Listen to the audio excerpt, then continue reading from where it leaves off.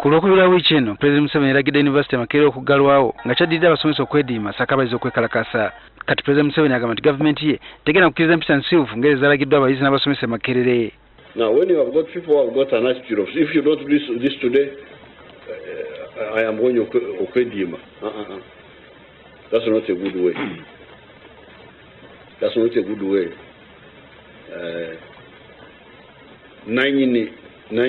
Nga yogera bannamawulire akawungeezi k'eggulu Luweero gy'abadde mu kampeyini y'okulwanyisa obwavu, Museveni yagambye nti tebagana kusosola abasomesa ssente naye waliwo bingi eby'okukola.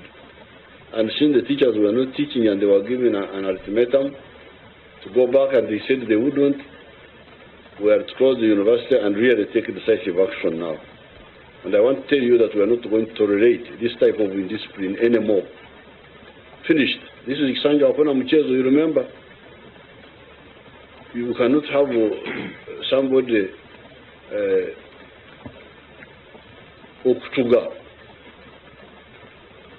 government and say, if you don't give me money now, I'm going to paralyze the country. No. That's not a good attitude. Museveni yategeeza nga bawagire ekyokujja batembeeyi ku nguudo okusobola okuteekawo embeera ey'obusuubuzi ennunga mu Kampala. Ne wabawo enguudo emmotoka mwe ziyita.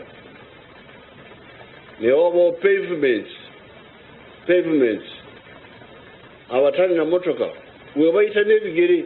Ono agamba nti buli division erina okuteekayo ekifo abatembeeyi basobola okukolera.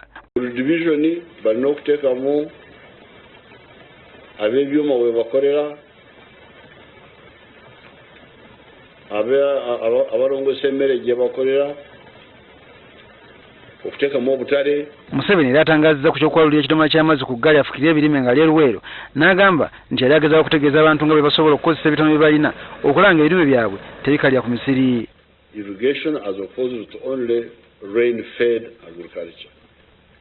So what I was demonstrating here is that as you wait for